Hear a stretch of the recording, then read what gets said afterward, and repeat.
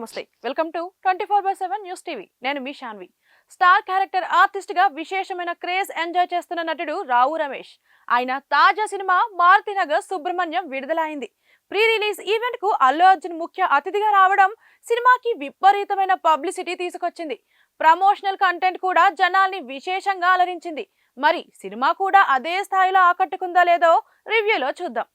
cinema కథ విషయానికి వస్తే 1998లో డిఎస్సిలో రావాల్సిన ప్రభుత్వ ఉద్యోగం కోర్టు కేసులో ఇరుక్కుని రాకపోవడంతో ఎప్పటికైనా గవర్నమెంట్ ఉద్యోగం వస్తుందనే ఆశతో భార్య కళారాణి అంటే ఇంద్రజ సంపాదన మీద బ్రతికేసి ఓ మధ్యతరగతి వ్యక్తి సుబ్రహ్మణ్యం అంటే రావు రమేష్ తన తండ్రి అల్లు అరవింద్ని పిచ్చిగా నమ్మే సుబ్రహ్మణ్యం కొడుకు అర్జున్ ఏ పని చేయకుండా తండ్రితో కలిసి సిగరెట్ కొడుతూ టైం పాస్ చేస్తుంటాడు మారుతినగర్ నిండా అప్పులు చేస్తూ ఉద్యోగం లేక ఇంట్లో సమాజంలో గౌరవం లేక మదనపడే సుబ్రహ్మణ్యం బ్యాంక్ అకౌంట్ లో ఒక్కసారిగా 10 లక్షల రూపాయలు డిపాజిట్ అవుతాయి అసలు ఆ డబ్బులు ఎవరు వేశారో తెలియక వచ్చిన డబ్బులతో ఏం చేయాలో అర్థం కాక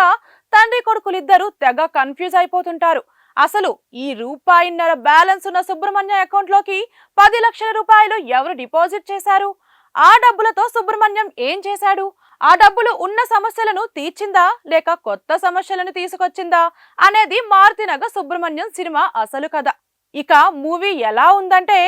క్యారెక్టర్ బేస్డ్ కామెడీ సినిమాలు ఈ మధ్య బాగా తగ్గిపోతున్నాయి సిచ్యువేషనల్ కామెడీ అనేది బోర్ కొట్టేస్తున్న తరుణంలో లక్ష్మణ్ ఖార్య సుబ్రహ్మణ్యం అనే పాత్రతో జనాలు రిలేట్ అయ్యేలా చేసి నవ్వించడం అనేది చెప్పుకోదగ్గ విషయం Rao Ramesh energetic performance Ankith Koyya characterization Ramya Pasupuleti glamour and innocence Kalyan Nayak సంగీతం కలగలిపి మారుతినగర్ సుబ్రహ్మణ్యం చిత్రాన్ని ఈ వీకెండ్ కి బెటర్ ఆప్షన్ గా మలిచాయి ఇక ప్లస్ పాయింట్స్ విషయానికి వస్తే కళ్యాణ్ నాయక్ పాటలు మరియు నేపథ్య సంగీతం సినిమాకి బాగా హెల్ప్ అయ్యాయి ఈ సినిమాలో ఆ సాహిత్యంతో కూడిన నేపథ్య సంగీతమే పెద్ద ప్లస్ పాయింట్ అని చెప్పాలి ball Reddy cinematography work decent గా ఉంది ఇచ్చిన బడ్జెట్ కి న్యాయం చేశాడు ఆయన లాగ్ లేకపోవడం సినిమాకి పెద్ద ప్లస్ పాయింట్ అలాగే మాస్ ఆడియన్స్ ను ఆకట్టుకునే కామెడీ పుష్కలంగా ఉంది పంచ్ డైలాగులు మాత్రం బాగా పేలాయని చెప్పొచ్చు ఇక మైనస్ పాయింట్స్ విషయానికి వస్తే మెయిన్ ట్విస్ట్ ను త్వరగా రివీల్ చేయకుండా ఉండడం కోసం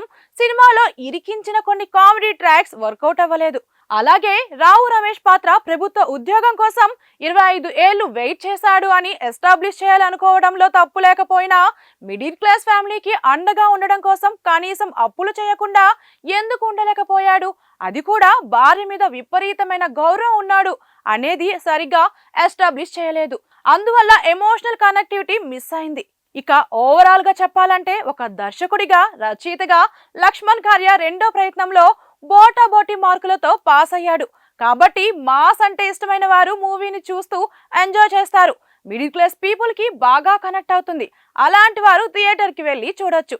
ఇక ఈ సినిమాకి మా ఛానల్ ఇచ్చే రేటింగ్ ఎంతంటే 2 out of 5